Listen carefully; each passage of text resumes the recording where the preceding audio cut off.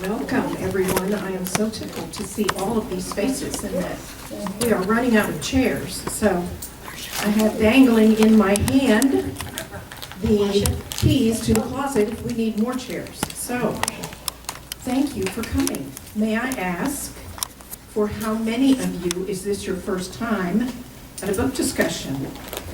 Wow. At a book discussion. Yes, at this one. Wonderful, thank you. My name is Deborah Deal. I am the vice chair of the Friends of the Library this year. And I would like to make just a few announcements before we begin. First of all, to tell you that the Dallas Public Library is coming once again to visit with us, to allow us to sign up for library cards, to get assistance with e-readers and with their digital audio books. So that will be on Friday the 22nd from 10 a.m. to 12 noon. And our final book discussion of the year after today will be on Thursday, November 9th. We will be discussing The Pioneers. And then our Puzzle Palooza is Friday and Saturday, November 10th and 11th. So I hope to see you all for any or all of those events upcoming before now and the end of this year. So let me introduce to you our two presenters for today's discussion. Elaine Kushmal is a retired librarian. She has been volunteering for the library for a number of years and served on the library board for a number of years and is now currently the chair of the Friends of the Library. She also volunteers in collections management for the library, and we are so glad to have her. She was interested in presenting the book Brave New World because she read it in high school, as did many of us, right? Read it in high school, and we thought it was astounding then. And indeed, Elaine is amazed at how many of those things seemingly have occurred in our lives now. So we will see what she discusses that has happened and come true to life.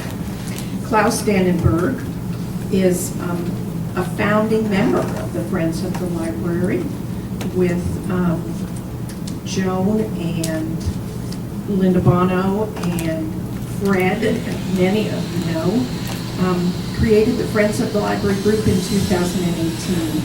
And since then, he served as our first president, chair of Friends of the Library, and since then has conducted 3 book discussions, and this is his 4th one for us. So I proudly announce to you our team today and hope that you enjoy our discussion.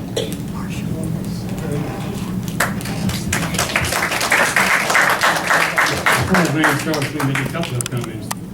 How many of you signed in when you came in? How many didn't sign in? Okay, all those that didn't sign in, be sure you sign in, or maybe you can pass the list around or something. You know, the reason we started the Friends of the Library is it was in danger of going out of existence. The library was in danger of going out of existence. And that's the reason I always mention it every time we get in here. Be sure you sign in every time, because that helps us, you know, with the ropes and wrench to make sure that it's getting used, it's getting utilized. And here she comes, you know, Deborah's going to pass the list around.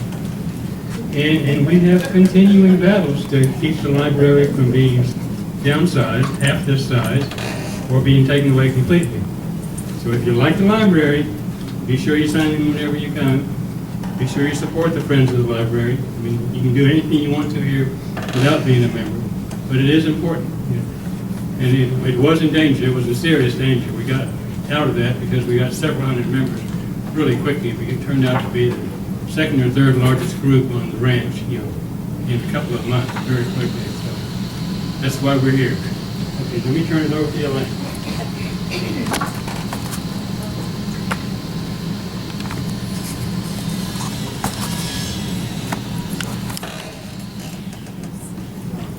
this one? That always helps. There we go. Okay. The authors, Aldous Huxley and George Orwell, who wrote these two books, were somewhat contemporary. Huxley actually was born before and lived longer than Orwell. So Orwell was sort of bookended by Huxley. But they were both considered intellectually brilliant in their time. There were definitely differences. Huxley was from a well-to-do family. Orwell was more from the middle class. And their experience of the 20th century wars was different. Huxley had vision problems that kept him from serving in World War I. And as World War II was approaching, he left Europe for the United States. So he lived out World War II here. So he didn't have as much direct experience with that authoritarian, totalitarian aspect of the war. Orwell was too young, I guess, for World War I, but he did serve in the Spanish Civil War for the Republican side. He tried to enlist for World War II, but he was still in ill health due to his service in Spain, and so he served in the Home Guard for England. So we will see how these experiences may have shaped their view of a totalitarian world. So as it says, we're going to compare and contrast, and we're going to be playing team tag, going back and forth, and it's your turn.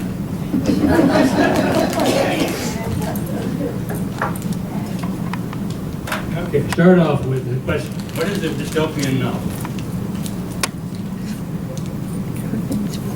If you know the answer, say it out loud. It's the opposite of the way utopia. I like this guy.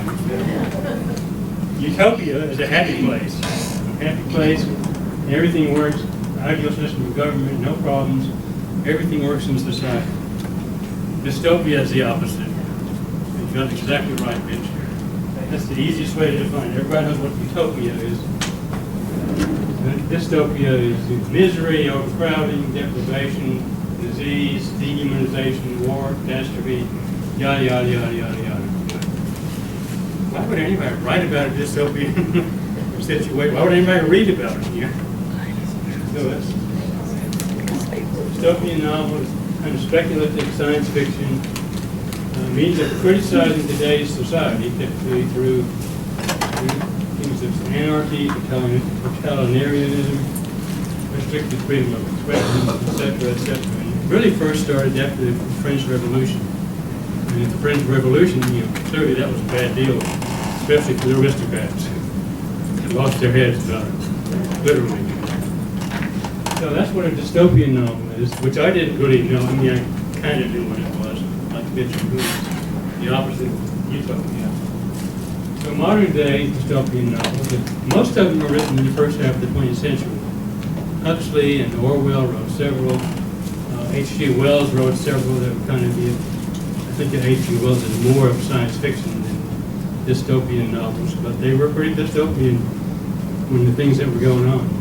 And they're still popular, some of the books, Fahrenheit 451 is a popular one, Lord of the Flies, the Hunger Games, not the books so much, but if they are books, but the movies, so it's still popular. And The Handmaid's Tale, fairly recent one. And people just love to read about somebody else's misery. So, back to you, Elaine, and Aldous Huxley. I just want. Okay, Huxley was born in 1894 in Surrey, England, and died in 1963 in Los Angeles, California. That's a leap, isn't it? He had been educated at Eton and then Oxford, from which he graduated in 1916, the same year that he published his first book. So he started out pretty young. For a time, he went back to Eton as a French teacher, where one of his students was, get this, George Orwell. Though he would have been known by a different name, because that's a pen name, but yes. Due to his vision problems, I had mentioned he was unfit for service in World War I, but he was surely influenced by the war. He lived and wrote for a time in Italy, but as Europe moved towards World War II, he relocated with his family to the U.S. Early on, he was writing screenplays and earning good money as screenwriter. And some of you know that I like Jane Austen. One of his screenplays was for Pride and Prejudice, starring in the Laurence Olivier and Greer Garson. So we're talking way back. I think it was like 1938. But he was a novelist and critic, gifted with far-ranging intelligence, whose works are notable for their wit and their pessimistic satire. He remains best known for Brave New World, which was written in 1932. He was a grandson of a prominent biologist, and he had two brothers in the scientific fields, which probably helped him for some of these far into the future kind of predictions. And he is expressing his distrust of 20th century trends in both politics and technology. And now we're into the 21st century, aren't we? The novel presents a nightmarish vision of a future society, that would now be us, in which psychological conditioning forms the basis for a scientifically determined and immutable caste system that in turn obliterates the individual and grants all control to the world state.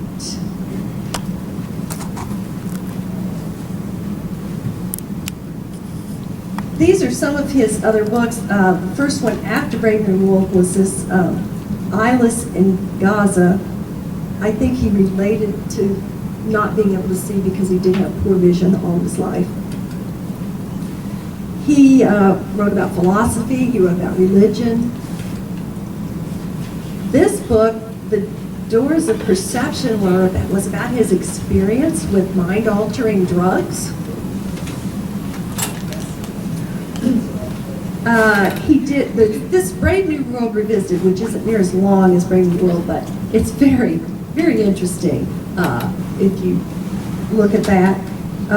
They put his essays in a book because he has so many good essays.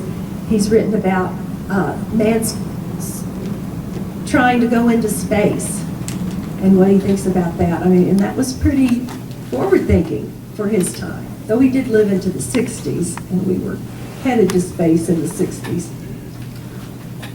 And his very last book is called Island, and it was a utopian story, except he had trouble holding fast to that because at the very end it's taken over by somebody else. But he was trying. So in the book, Brave New World, the environment that is set is a control of society, putting stability and community before individuality with a goal of maximum efficiency. A revisionist understanding of the past. Marriage, family, and home are long lost concepts, and that's hard for us to imagine. No past literature is available. A social hierarchy created by manipulation of fetuses to predetermine their station and jobs in life. Brainwashing to maintain contentment in the preset caste. So we're going to put you in a caste, and then we're going to make you like it.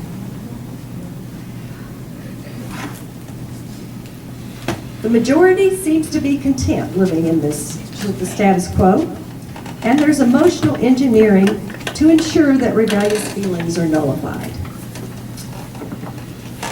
And they keep people busy with entertainment, sports, games, and feelings, which are enhanced films.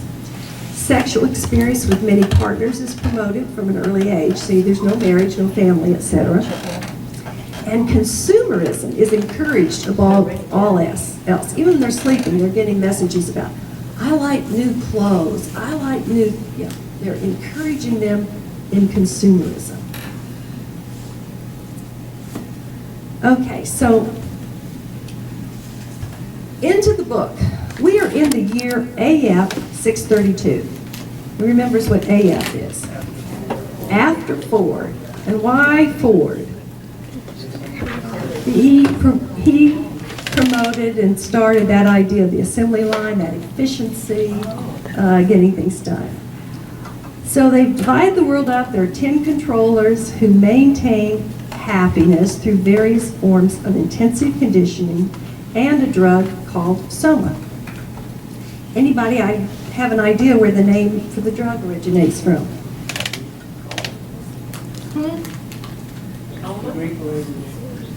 Greek language, and what was the word? It does. Soma is the body as opposed to the soul. So they're not worried about the soul. They may not believe in the soul. They're all about the body and the pleasure for the body. And of course there are words that relate to that: somnolent, sleepy, drowsy, tending to cause sleep, somnia, I have trouble pronouncing this one, ambulant, ambulant, to walk during sleep. So there are words that go into that. Okay, so we start out in the Central London Hatching and Conditioning Center. I don't know, is that like a maternity hospital? I don't think so. Where the directory of the hatchery and one of his students or assistants, Henry Foster, and they're giving a tour to a group of boys. And these are boys that will probably grow up to work in an area like this. So there it's kind of like, come to work day. The students learn about a process that allows the hatchery to produce thousands of nearly identical human embryos. So they're cloning in a big way, big way. And thinking about things that have come from the future, when I read this book again about 15 or 20 years ago for a book group I was in Charlotte, North Carolina, and I thought, okay, we aren't growing babies in pods like this, but we are taking cells and putting, starting an embryo and implanting it in a woman who's letting me, surrogate, which is sort of the same thing. She's growing a baby that's not hers. She's doing it for somebody else. And I thought, he wrote this in 1932. So none of this had been done in any way at that time. During the gestation period, as the embryos travel along a conveyor belt, they are conditioned to belong to one of 5 castes. And those are the alpha, beta, gamma, delta, or epsilon. And your caste determines what you will do during your life. While observing the process of the factory, we, the readers, learn that Henry Foster is having Lenina Crown, one of the nurses, making adjustments to the embryos. And there's another main character, Bernard, who wants to date Lenina, if you call it dating. I guess maybe he wants to have Lenina. Okay. So, during the rest of the tour in the conditioning side of the Institute, there was one scene that particularly horrified me. Did anyone else have a gut reaction to anything in this part of the early part of the book? Yes, yes. That picture they painted of bringing babies in and putting books and flowers, and then when they crawl over and pick it up as a child, now, they're big enough to crawl, so they're not infants, but they're babies, they shock them to condition them to not want those things. They don't want them to want books, like books. They don't want them to like nature. Take away from them being time to have time to shop. So I found that just really, really awful. But some of our characters are Bernard Marx. Let's see. So he's supposed to be an alpha, but he was somehow, something went wrong in his conditioning, and he's small and weak for his caste, and he has a big inferiority complex. He has a good friend, Helmets, who is too intelligent for his job, and he writes poetry. So these are two characters that we hear about that aren't really fitting in this world. But they're about the only ones we hear about that are kind of rebellious. Now, there may be others, but Bernard gets permission for a trip to the Savage Reservation, which, by the way, is in New Mexico. They're in London. It's in New Mexico. From the director, and learns that the director had also visited the reservation 20 years before and had left behind a young woman who was lost. Later, Nina and Bernard travel to the Savage Reservation, and on the reservation, they're shocked to see people ill and aging because they just haven't seen that where they came from. Good thing they're not at Robeson Ranch. Oh, I'm sorry. We're very active. A lot of us are very active, but you know, we're still aging. Which Still shocked too. we're shocked at what's happening. But you know, what's the flip side of not aging? So we're happy to be here.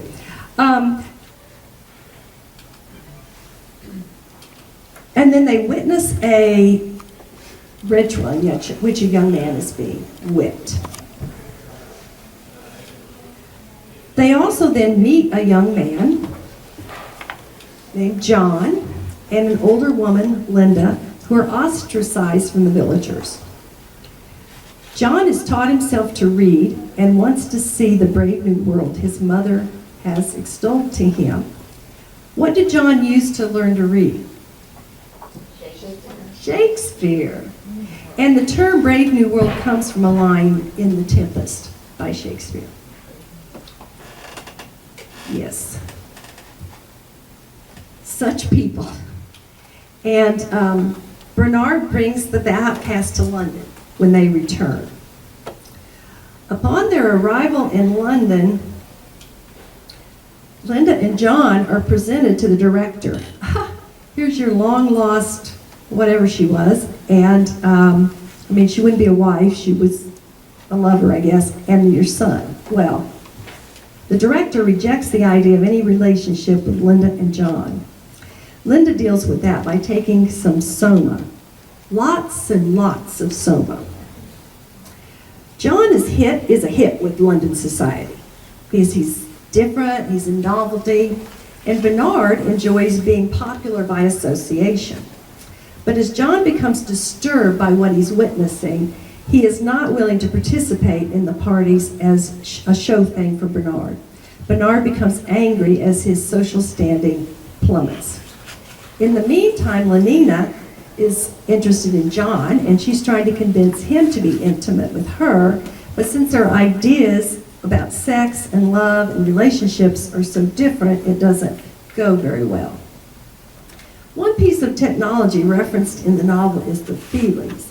The Feelies in Brave New World is a movie theater experience that focuses on the viewer's sensory experience.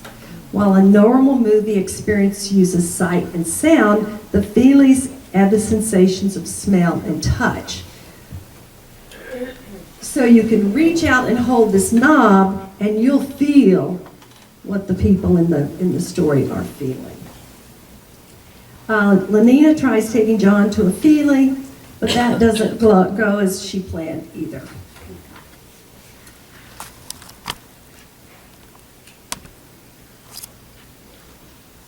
As everything else is falling apart, Linda is on her deathbed.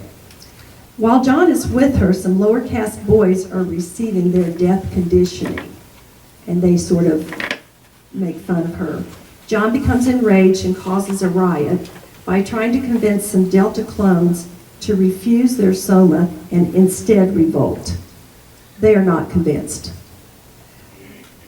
Bernard and Helmholtz rush to the scene to help John. Bernard, Helmholtz, and John are arrested and brought to the office of Mustafa Mond, otherwise known as his Fordship. And there was one version of this made that Leonard Nimoy played this character. John and Maund debate the value of the world state's policies.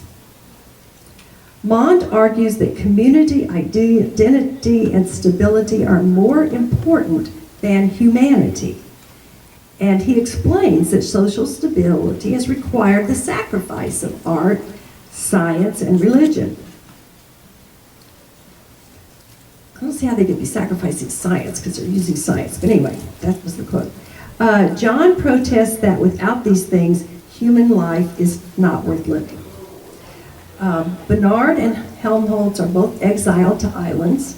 Bernard goes kicking and screaming to be sent to Iceland, while Helmholtz chooses the Falkland Islands, where he plans to write and goes willingly. And one article I read thought that he was the only person that came out with a happy ending because he was able to adjust and kind of use things to his advantage. John asks to go to an island with Bernard or Helmholtz, but is told no. He is allowed to leave, but no longer fits in anywhere. He says he is ill from eating civilization. That's sort of picture. He just wants to be alone. He goes to a lighthouse to live alone, but after more events than I can cover here, he is found and hounded.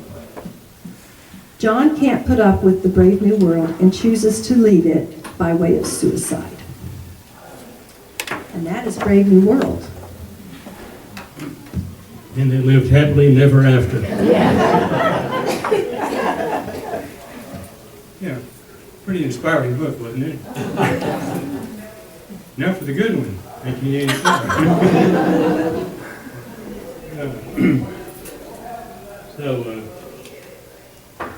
George Orwell, short life, died in 1950, pen name for Eric Arthur Blair, English novelist, essayist, journalist, critic, born in India, interesting guy. And like Elaine already mentioned, he actually studied under Huxley, so he was had that as a teacher, had him as a teacher, and they corresponded afterwards, and we'll talk about that toward the end. He also had other notable works. Anybody think of it? Animal Farm is the most notable one. But he also did, a bunch of others, Down and Out in Paris and London. Kind of a side note here, both of these novels take place in London. So one of the things, I planned as a question later is to talk about right now, all the stuff happened in London. If you were going to write a book about crazy stuff like this today, where would you put it? New York City. New York or Washington, D.C.? I'd go for Washington. I lived in that area for 24 years. And a lot of similarities. Okay, sorry, Marcia. So it was Down and Out in Paris and London, Burmese Day, which is kind of really different. Clergyman's Daughter, Animal Farm, happened, after he's been writing for over 10 years. And then another one about politics, so he kind of covered the gamut, very diverse area. But the two that he's remembered for was 1984 and Animal Farm. So the 1984, kind of the environment that we talked about there is a brutal control of the society through never-ending surveillance. You get the big posters everywhere. Big Brother is watching you, and everybody believed it. And it was probably true. It was true. Everybody didn't just believe it. Massive disinformation and ongoing revision and manipulation of the past when the powers that be decided something should have been different or something else should have happened instead, then they'd have a big effort to revise all the newspaper articles, revise all the books, all the history books, yada, yada, yada. Everything that there was. That was a big job. Think about that today if we had to change things about American Revolution, Civil War, World War I, World War II. I mean, I've seen some pretty revisionist histories of some of the places. I spent, if you've ever been to Egypt, I went to the Egyptian War Museum. and they had the histories of all the encounters with the Israelis. And when I started going through that, I started reading it, and it sounds like they won. And the guy I was with was a historian. We were going to bid on a job. I said, John, they didn't win this, did they? He said, no, this is crazy. I don't know where they get all this stuff from.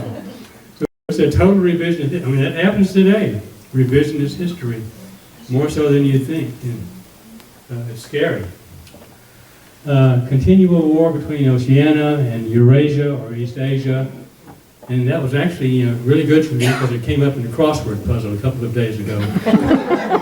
Who were they at war with? And East Asia was the answer. That was on the Sunday crossword in the Dallas Morning News. And they were always at war with somebody. Well, we're kind of always at war with somebody, And a lot of countries are always at war with somebody. It's good for the economy. Ruthless monitoring and governance by the thought police. Thought police, now there's an interesting concept. Make you think what they want you to think.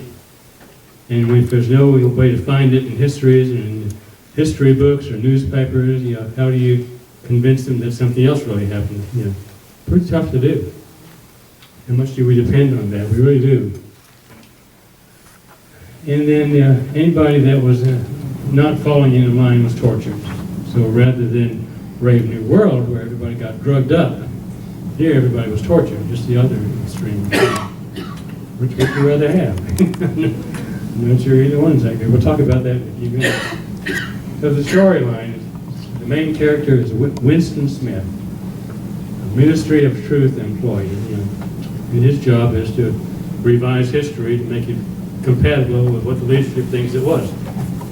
He's got a busy job. He has to be changing things all the time, rewriting newspaper articles, rewriting history, etc., etc. Busy job. And when he finishes a version, he destroys it. He puts it down a tube, and it destroys, and never see it again. So you don't really know whatever really happened. Think about that. I mean, somebody that, like myself, that likes history, if you didn't know what happened in history, that would be pretty scary. Because we are doomed to repeat history if we don't learn it. Yeah. And we see that all the time. But he secretly retained some records without destroying everything. And he remembers some stuff. Remembers how it used to be. Just because they now say we're at war with East Asia rather than Eurasia, when he rewrites that, it's hard to remember, hard to forget that yesterday we were at war with somebody else. Now we're saying it was a different organization. That's hard to do. So he remembered that stuff. But he thinks he's a thought criminal. He feels bad about it. He has remorse for feeling that way about things. He's nervous about it. He expects to be caught. At work, he observes Julia, thinks she is a spy, and he reviles her. He also suspects his superior, Brian, is part of the underground resistance to Big Brother. Now the resistance to Big Brother is called the Brotherhood. That's kind of confusing. They ought to all be the same. That keeps people confused, I guess. So he thinks his boss is part of the underground resistance. And then one day, kind of in the hall, unexpectedly, Julia slips a note into his hand, and he kind of stuffs it away and looks at it a good bit later. And the note says, "I love you." Ooh. It's pretty scary. So they wind up with a clandestine affair where they wind up in the countryside, having affairs in the countryside. We got tickled a lane and talking about Brave New World. Talked about how some of the characters there had different ideas about sex, different ideas about love, different ideas about relationships, and they couldn't get along. Well, my wife and I have different ideas about same ideas about love, same ideas about sex, same ideas about relationships, and we can't always get along. So it's tough to get along no matter what. But anyway, so they have a hard time getting along in Brave New World. But here, Julia and Winston have an affair. As time goes on, they get past the affair. Winston finds out that Julia also thinks much like him. She also loathes the party, but she's kind of a neophyte. She's very very naive about what's going on and how things work. Doesn't understand politics at all, doesn't understand what she ought to be thinking. And so she's very a babe in the woods. And their affair eventually moves from the countryside to an apartment. And the apartment place that Winston rented from Mr. Charrington, and kind of edging into it, easing into it, Winston thinks Mr. Charrington is a sympathizer, is also against Big Brother, against the environment that they're in, and starts to slowly but surely feel a little more confident there. And then Winston's boss, O'Brien, carefully, over a long period of time, reveals to himself that he's a part of the resistance, he's part of the Brotherhood, he's part of the groups that doesn't like Big Brother, he's against all that. And but he gives Winston some stuff to read that will give Winston all spun up on everything that the resistance is doing. But he tells him carefully, he says, don't get caught with that, and if you do get caught, I'm going to deny any knowledge of it. No way I'm going to, sounds like a CIA guy. He's going to deny any knowledge of anything. So Winston and Julia eventually get caught in the tryst in their apartment, and get separately imprisoned at, of course, the Ministry of Love. Where else would you put it? It's all part of the doublespeak that goes on. Winston, who changed history, works for the Ministry of Truth. They get caught, they get sent to jail at the Ministry of Love. A lot of doublespeak, a lot of crazy things going on. And turns out Charrington and O'Brien are both part of this thought police agents. Isn't everyone? You start to think that for sure after a while. And then they oversee Winston's starvation and torture, and eventually he goes to room 101. Room 101 is the room where your worst possible fears are executed on you. So we'll come back to that in a while. Think about what your worst possible fear. What's your room 101? Not a pleasant thought. And then months after his retraining and release, he bumps into Julia again, and they have a chance to talk briefly, and turns out he turned her in, and she turned him in. They both turned each other in, trying to protect themselves, trying to get out of the pain, out of the torture. And they lived happily ever after. What a crazy story. They're both crazy stories, and we love them. So we do a little bit of comparison here. And, this is done by Neil Postman, who's a critic of technology. In 1984, Orwell feared that books would be banned, feared that we'd be disabled through being deprived of information. We wouldn't be able to know what's going on, which would be true. For sure. Figure the truth would be concealed by being continuously rewritten. We become a captive culture for that reason, captive to the leadership or whatever they decide they want to impose on us. And he feared that what we hate is going to ruin us. So now back to Elaine.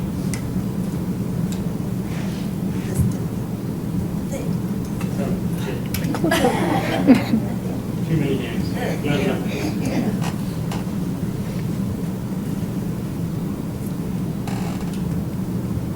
So, now this, like he said, this came from someone else. I guess they meant that Huxley feared no one would be reading.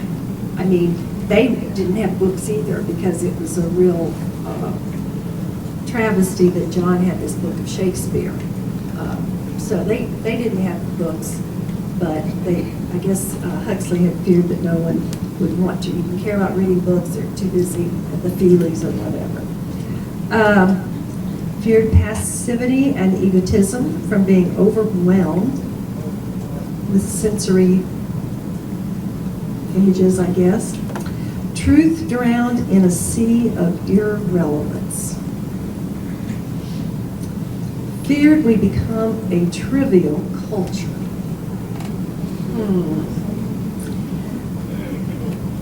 You mean like bloggers and influencers and online and things like that? For sure, I feel about being drowned in a sea of irrelevance. Stuff you get on the internet, stuff you get in Emails. every day, on and on and on. And the opposite then of feared what we hate will ruin us, feared what we love will ruin us.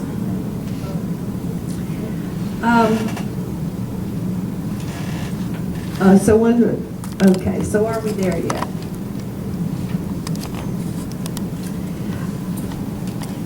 What do you think? So, as we've mentioned, Huxley and Orwell didn't know each other. They had a teacher-student relationship and then an ongoing relationship. And after Orwell had written his book, apparently he asked his publisher to send a copy of the book to Huxley. And Huxley did write him a letter back. And he started the letter by complimenting him on the book and what a good job he'd done writing the book. And then he discussed it at length in the letter. But he concludes with these statements, and I've parsed these down just a little bit. But within the next generation, I believe that the world's rulers will discover that infant conditioning and narco-hypnosis are more efficient as instruments of government than clubs and prisons. And the next generation would have been through about 1960 or so. In other words, I feel that the nightmare of 1984 is destined to modulate into the nightmare of a world having more resemblance to that which I imagined in Brave New World. Meanwhile, of course, there may be a large-scale biological and atomic war, in which case we shall have nightmares of other and scarcely imaginable kinds.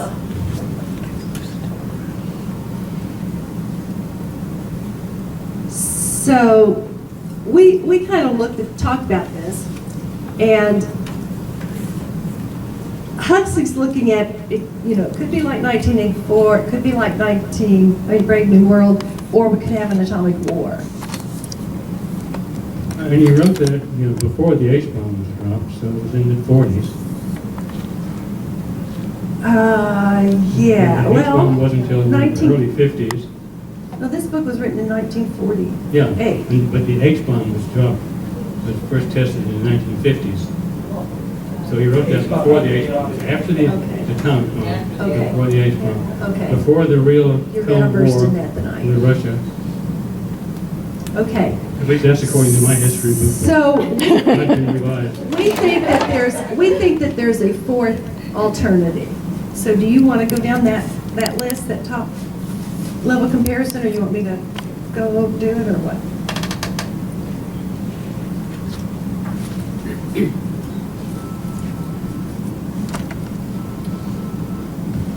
So 1984 was actually written after World War II, after the atomic bomb.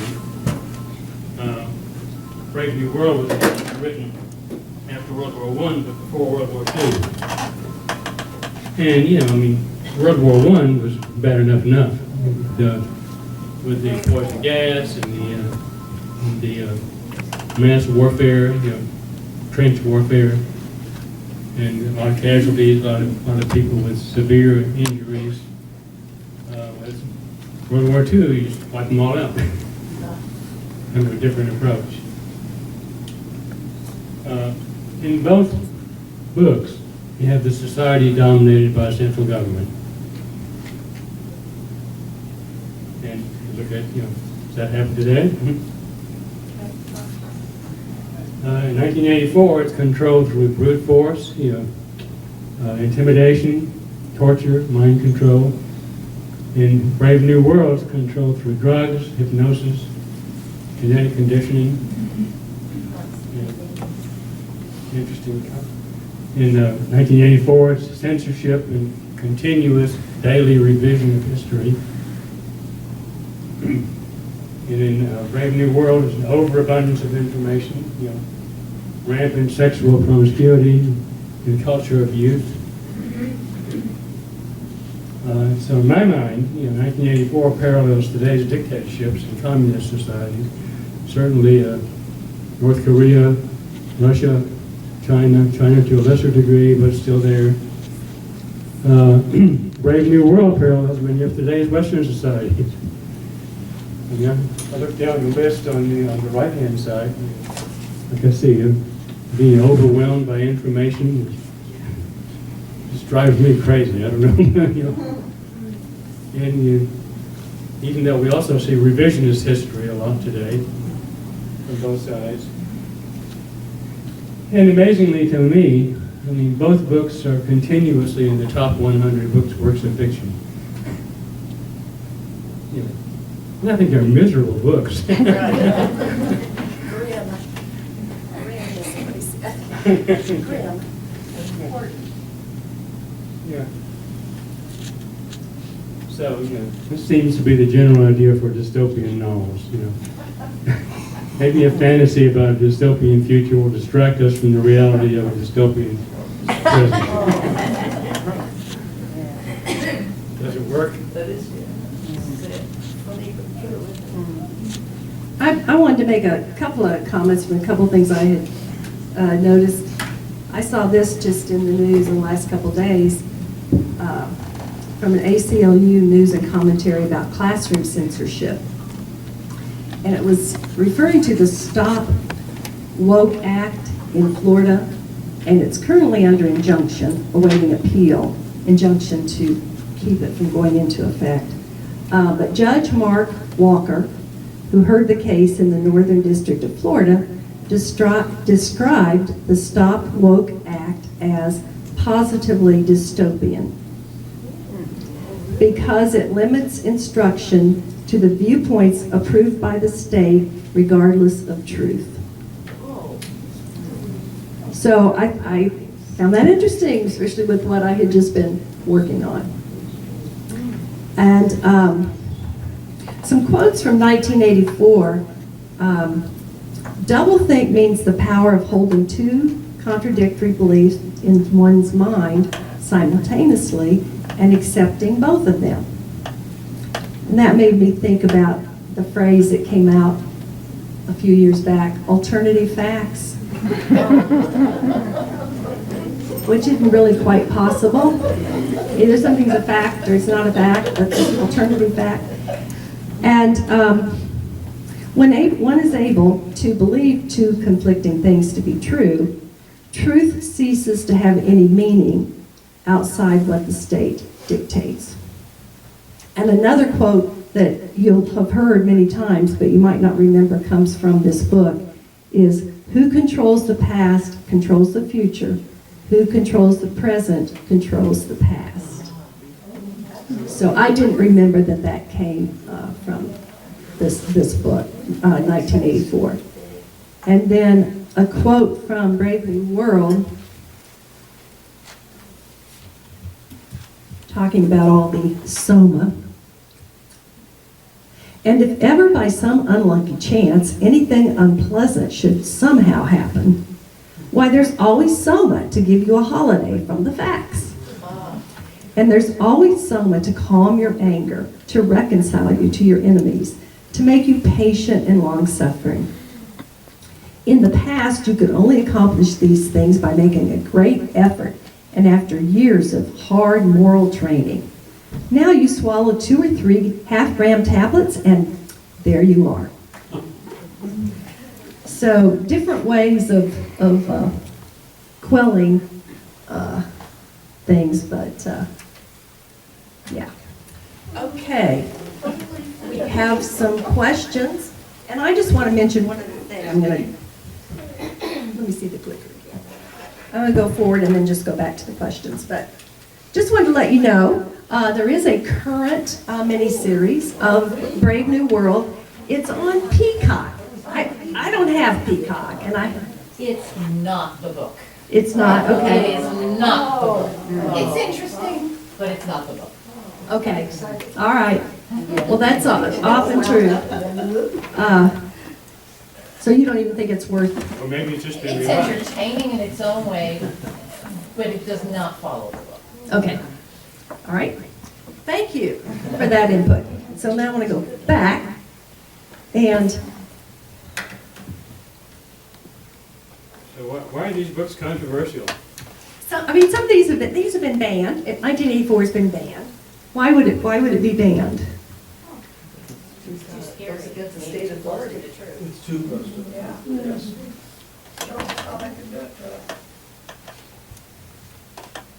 They want the road map, they don't want us to see the road map. They want us to steal your chair. Okay. Can you think of any other terms or from either novel that have become words or phrases we've used today? We've mentioned a few of them. Big Brother's watching. Big Brother. That's one of the ones I always think of as Big Brother. Yeah, which is 1984. Huh? Memory hole. Memory hole. If you want to picture the future, imagine boots stamping on a human face. Forever. Say that again. If you want a picture of the future, imagine a boot stamping on a human face forever. That's what Brian's speaking. Or a knee on a neck, right? Yeah. Technology in each novel. Now, in 1984, they showed this fella, and if you watch the little video clip, and I did send around some links to some little summaries of those, but they show the fella, he's got the TV's going all the time, and it's not only telling him things, but he's being watched too. And then, of course, in Brave New World, they have, some of their games are high-tech, sounds like things, and they're going around in their helicopters instead of cars. Embryos in there. Well, their reproduction. Their reproduction is way over the top. 100 weeks. It's way over the top. But in some ways, it's like, I just went through it, listened to it a couple weeks ago, and I'm like, so why didn't they just give all the men vasectomies?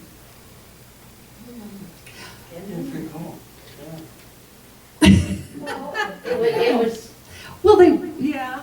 But it was all the women had to do all of these, whatever they had to do, they never really said. But in that, the way they described it, virtually no man would ever reproduce. They would pick out a few that they wanted, and some of the women could still get pregnant and had to. Lenina talks about that. yeah, as a matter of they fact. all the women had to go through whatever it was they had to go through. And that Linda that was These steps had gone on that. before they had sex to prevent pregnancy. But did they have vasectomy when these were written? 1932 was vasectomy a thing?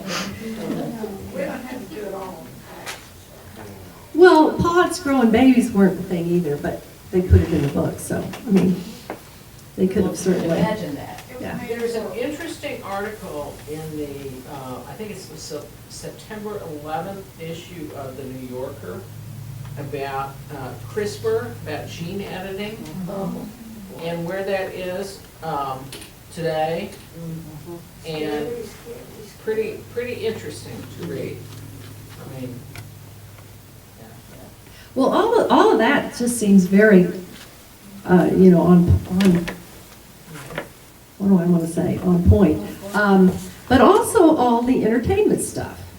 I mean, we can't keep up with all the different streaming services now, and we're just inundated with choices. I was saying to Klaus the other day, when I was young, there was a TV, and if you bought the TV and plugged it in, you could, and you moved your little rabbit ears around, you could get TV. Now it was black and white, there were only 3 channels, but, you weren't paying another fee, and then there was cable, and we had to pay another fee, and now it's just, crazy. Amazon. just pick a book and you get one more of the same book. Oh, yeah. Well, AI, that's, You know, I mean, when you do your little, you get an email and you're gonna respond to somebody, doesn't it give you something to start out your email with you, for you? It tells you what might be a good response. I mean, that's a simple AI. If you want to experience the feelings, you can go to a Disney World or Disneyland and get on a ride that not only shakes and you can feel it and see it, you can smell it. You go in an aircraft over an orange grove and you smell orange. Yeah, virtual reality has been pretty good for at least 10 years. So. Yeah. There's a Soma massage downtown Denton, I highly recommend.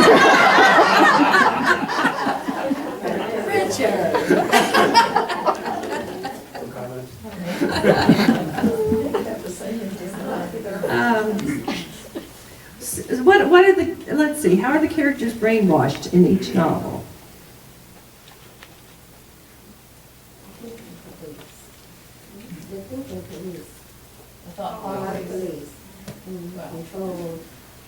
By drugs for one thing.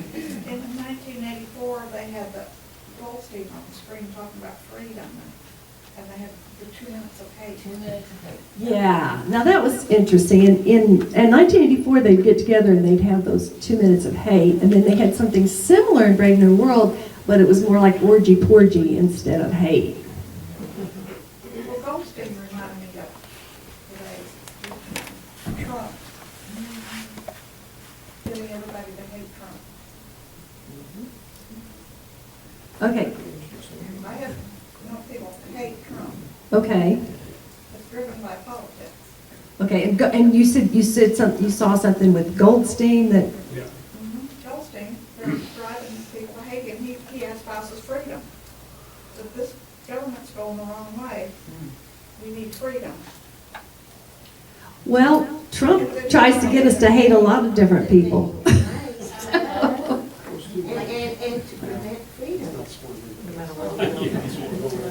Anne, I wonder if the group could help me. I remember seeing a movie, don't recall what it was, but it was people did not reach, after adults reached a certain age, they were happily taken up into supposedly into a utopia. Logan's Run. Logan's And Run. It's only a green. Logan's Run. No, it was Logan's Run. Logan's Run. Is that was It's it? But anyway, called some Carousel. people Yeah.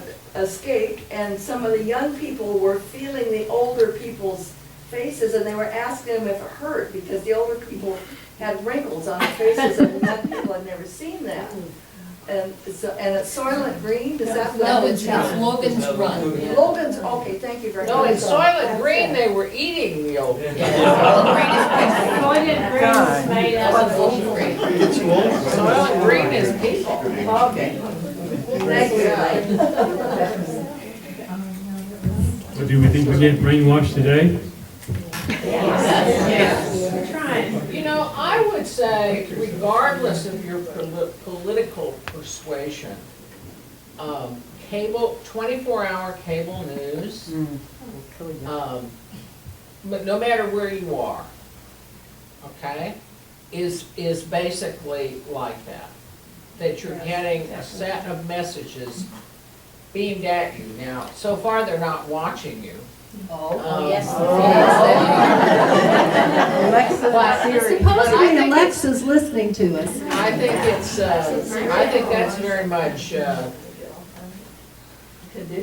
conditioning, yeah.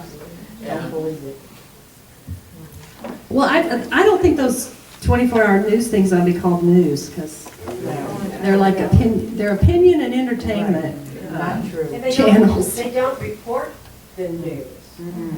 They present their take on the news. And they have an agenda. Every outlet has an agenda. Yeah, Lane and I were talking about that the other day. In case you're interested, a friend of mine who lived in Germany for 15 years recommended look at the English edition of the Deutsche Welt, German newspaper. It's actually pretty good. It reports real news. It's not particularly slanted one way or another. And I started looking at it about a year ago, and it's actually probably the best news have found around us. So you can get English editions of it. I think we should also consider newspeak. As professor of English, every semester in comp, I taught politics in the English language. All those famous essays about how language is abused. We see language being truncated for people, and they're blessed in text and social media. They cannot sustain an attention span of 5 minutes or 20 minutes. I remember the Lincoln Douglas debates lasting 3 hours. Our kiddos wouldn't last 3 minutes. And this is serious, and they're supposed to be citizens here in the country. I guess they get through the Gettysburg Address though, right? Maybe. Yeah, and it does seem like the use of computers has really pushed that short attention span, and that need to want it right now. How about the new cryptocurrency they're talking about? They'll be able to, CBDC, that they'll be able to control how we spend our money. Okay, I'm just trying to repeat what you said, that the cryptocurrency can control how we spend our money. It's a long discussion we don't have time for today. One question we had here was, what did we learn from these books, and would you recommend them to today's college students? High school. Yes, 1st grade, I taught for 15 years. I think they're behind us now, and I have to be in college. You don't think so? I take issue with you calling them miserable books, number one. Oh. Because my students would ask me, what's your favorite book to teach, Mrs. Kelsey? And I would say, not my favorite book, but the most important book. And that is 1984. 1984. Okay. And so we want to hear some more what you think, or questions you have. So I think the difference between us today and some of these dystopian societies is we still can see what's going on. And we have the freedom to like it, not like it, react against it, fight against it, fight for it. The disturbing part is that the steps we're taking as an evolving society lead in the direction that these novels vision. We can see the direction, we still can do something about it. We're not at the point of no return, but we're a lot closer than we were. Well, it was interesting, when I first read them, it was in the 60s, late 60s. And when I read them, I thought, yeah, that'll never happen. And now when I read them, I said, uh-oh. And yes, I think these books are a cautionary tale. Yes. I think that I don't know how we do it, but there has to be a grassroots movement to have people be more civil to each other, and I really believe that we're moving in the wrong direction. And when you said, I believe that both books have been, that are now both banned. They have them. In various different places they've been banned. And here we're all saying is they should be must-reads. I think that in itself, I mean, I get all wound up when it comes to book banning. I think that's one of the scariest things, and we've seen what's happened with it in the past. And it's happening here now, and interestingly, that seems to be one of the most sought after, I think, characteristics for people that are running for school boards. Yeah. Especially here in Texas. But I'm sure it's other states too. I mean, there's been, just saying, To Kill a Mockingbird is a book that's been banned. And Diary of Anne Frank. Absolutely. So it's just, you kind of wonder what's the deal. Yes, ma'am. But the books we're banning today are anti-sexual promiscuity at a young age. No Right. marriage, no families. Not necessarily. That's not, Those are the books being banned, you're saying? From schools. Well, I don't see how To Kill a Mockingbird would That's not all. No, fit. they just have the books of pornography and gender queer and so forth. Yeah, Well, I wouldn't put gender queer in the same category as pornography, but, you know, people have different opinions. Yes, ma'am. There are books that are so sexually explicit that when you go to a school board and try to read it, they shut you down because they don't want any coverage of how sexually bad these books are. Yeah. But then they still want them in a school at an inappropriate level. So I don't think so much, when I think of banning books, I don't think of To Kill a Mockingbird or Tom Sawyer or It's some of been the banned. others. It's been It's the banned sexually recently. explicit books that are shown to inappropriate ages that I think is causing a lot of what they say banned books.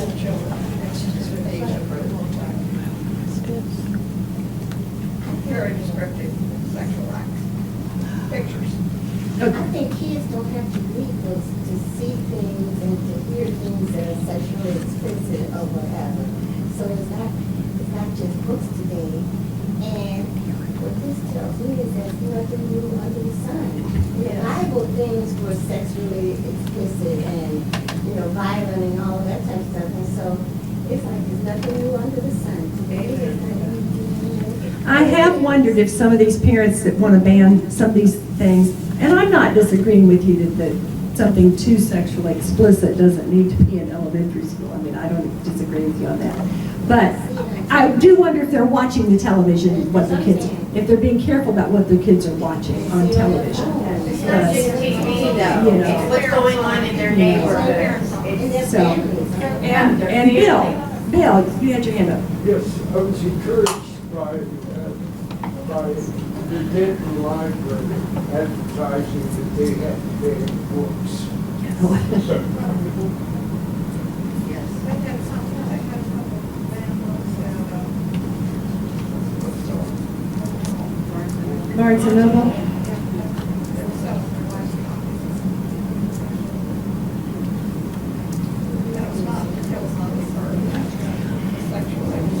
Well, I know some people here, when we had the survey about the library, there were people that said that we were real skewed on our political things, but, if you go and look at what we've got in our political things, we've got both sides. So I don't think the person who said that had been in here and looked. Actually, that's not true. I started with a group that did notice that, and there were wars about that, and it was resolved, and now you do have things that represent both sides, so yay for the library. Okay. We have a lot of books about war over here, because the men here like to read about war. Yes, Ann? I was just remembering when I read 1984 that the scariest thing to me was the cameras, the TV, the Big Brother watching you thing. I did not think that could ever come to pass, and that to me has come the closest to what we have the potential for now, technologically, and in other ways too. But that was the thing that I remember the most about the Big Brother. Also, I am wondering what the younger people understand about the phrase "Big Brother is watching you." I'm not sure that they have any idea what that really means or where it came from. Or they want Big Brother to watch them. Yeah. And they think Oh, that's my. pretty cool. I taught the book for years, and as years went on, we would have Socratic circles about privacy, and we would have discussions about privacy. I was teaching them how to discuss instead of debate. And as the years went on, they were less and less concerned about privacy. Really? I mean, they put their whole lives on the internet now, so they don't care.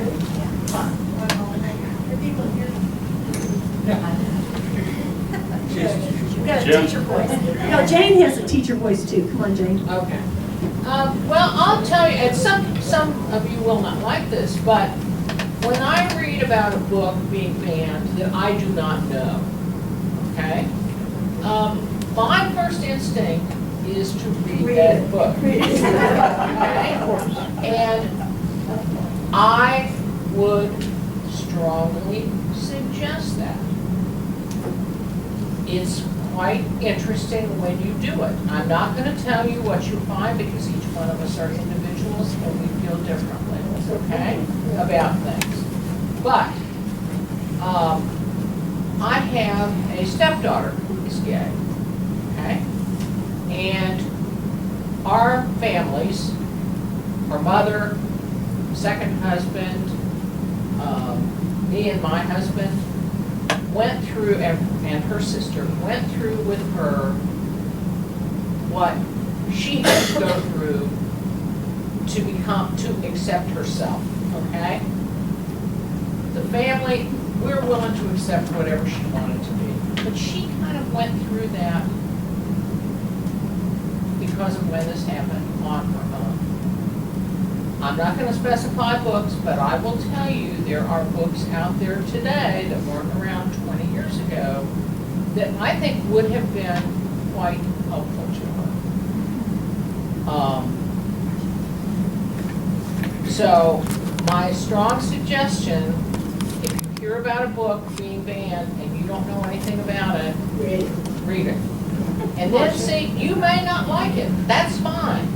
But at least you will know for yourself what it says. Marcia. Rather than having somebody else tell you what they think. I heard a college professor give his students that same advice.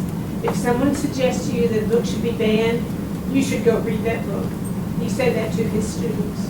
He said anytime a ban is suggested, find that book and read it immediately. That was a college professor telling his students that. Anytime a book is mentioned. But there are college professors now who are being chastised for that kind of advice. And in fact, a number of them are leaving the states of Texas and Florida and everything to because they're being persecuted for suggesting just that.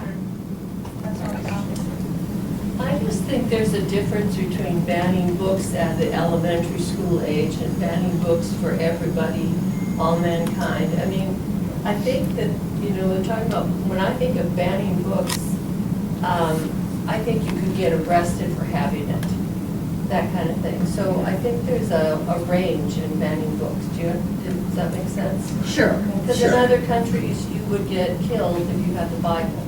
So You still get killed for having the Bible. well, yeah.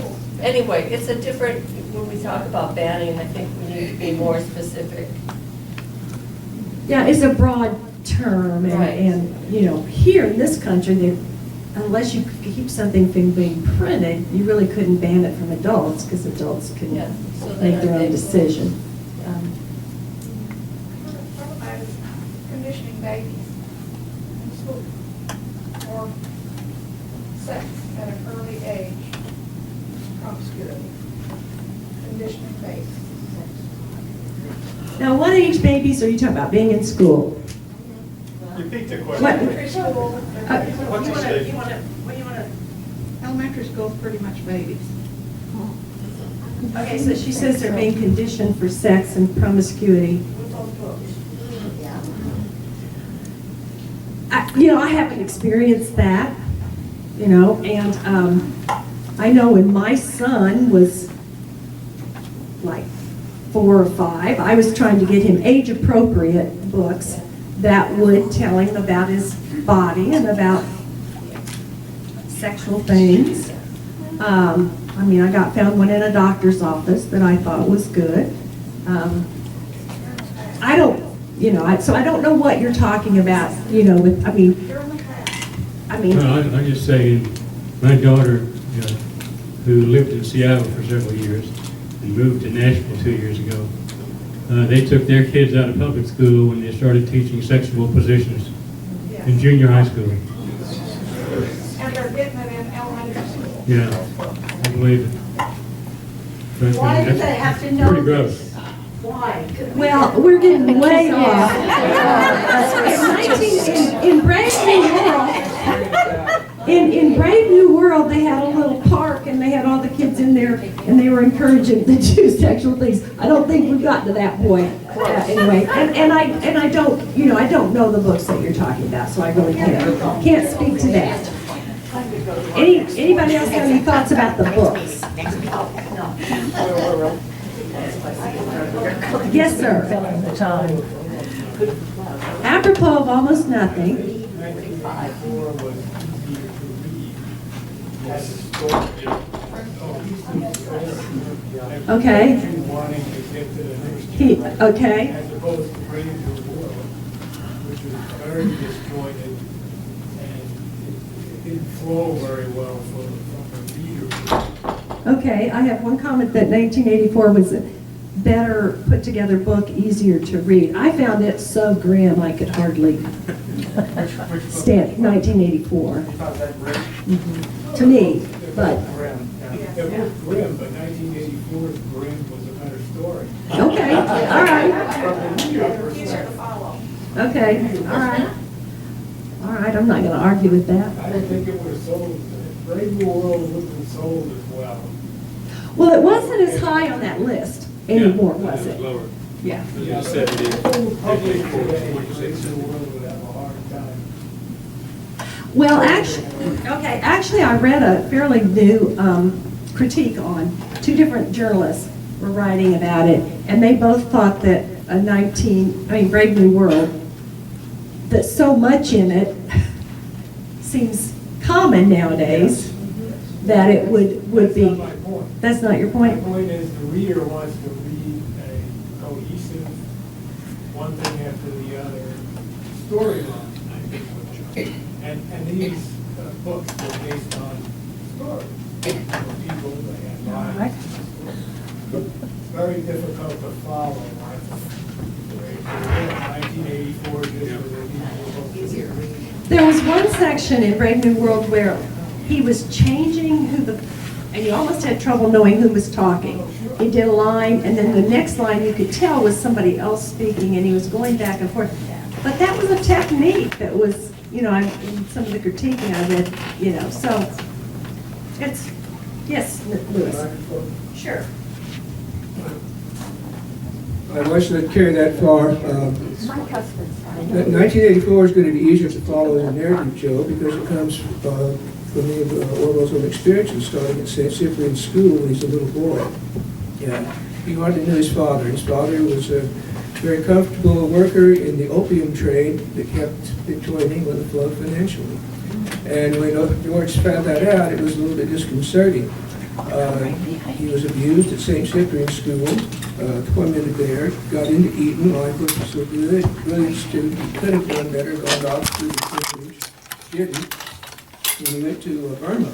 In that book, Burmese Days, reflects his experiences in seeing how the British exploited and abused the native peoples, and that didn't set well with him. He's a leftist, I'm not. He's a thoroughly honest man, very fair-minded. So that set wrong with him, and after he came back, he had a quiet life in England for a while. He decided to follow his socialist principles and fight in the Spanish Civil War. And he found out there, in another book worth reading, Homage to Catalonia, that the leftists were permeated with hypocrisy and ill will. Not because they're leftists, because they're fallen human beings. Those on the right can have the same problems. And those things shaped his opinion about how the world was going. So he had a lot of experience with exploitation and abuse, and he was embarrassed that his British people could do it. It didn't set well with the Edwardian times he'd grown up in long Thames River. And I think Elaine could verify with Brave New World that disjointedness, here's a sentence and there's a sentence. I don't like the approach, but it's intentional. Here's a view, there's another view, just trying to do this massive overview. And I agree, I'd rather have a sustained narrative with one speaker. Sorry. Thank you. Very good. Somebody had a hand back here. I guess I kept thinking about the manipulation of information, how it happens today as it did in those books. Just some examples. first one's more of an irritation at this point, but, years ago, my wife and I used to go to a lot of Texas Rangers baseball games because of health and everything we have for the last few years. But on Facebook, it'll tell me, 8 years ago today, I enjoyed the Texas Rangers game at Choctaw Field. It's like, wait a minute, it wasn't Choctaw Field then. Okay, I was reading something about the 1960 Cleveland baseball team, a historical thing, on Facebook or Google. It wasn't the Cleveland Indians, they called it. He said 1960 Cleveland Guardians. You know, That's a memory hole. That's cool. yeah, that's a memory hole thing, exactly. Yep. And, you know, always, the victor, you know, victor always writes the history, because it's what I've heard, you know. I was very, very surprised, I was probably in my 30s. I picked up a book, I was in the Navy Times board, I picked up a book called 1919, about history. Grew up in Omaha, Nebraska. Much to my chagrin, there was a whole chapter about race riots in Omaha in 1919. I mean, severe. They burned down City Hall. They threatened the police chief and the mayor, you know, with lynching. Just like, I went back, my dad was still alive, like, did this happen? Well, yeah, I guess it did. Well, how come? I grew up. I grew up in this town. And, you know, lots of Nebraska history stuff we had to learn in junior high and high school. Not a mention. It was erased. That happened in Tulsa also. I went to high school in a town that's about maybe 55 miles from Tulsa. So Tulsa was where we went to shop. This was in the 1960s. So the Greenwood, destruction of Greenwood happened in, I think it was 1929, 1930, right around the 20? It was 1920, okay. So when I was going to school in Oklahoma, and everybody in Oklahoma is required to take one semester, every student takes one semester of Oklahoma history. Okay? Yeah. And there were people still alive who must, in my town, which had a rather large black population, who I'm sure were related to people who were affected by what happened in Greenwood, or may have been there themselves. It was not taught in my school. I didn't find out about it until the 1990s. And then I got in touch with an old friend of mine, whom I had known in high school, who had then taught Oklahoma history for about 4 or 5 years in Oklahoma. And I said, Steve, when you were getting your college, taking your college courses that qualifies you to teach Oklahoma history, did they teach you about Greenwood? No. So this would have been for him in the 1970s, okay? No. So, yeah. That, I mean, It's not unusual. it's not unusual for that kind of thing to happen. And I mean, it's not just in the United States. And it's not just things that happen particularly to African Americans, but it happens to, you say the victors write the history. Right. It's the people in the dominant culture. Right. Victors. Yes, ma'am. In Hawaii, the natives are the dominant culture, and the white people there are from the culture. It's all your Georgia.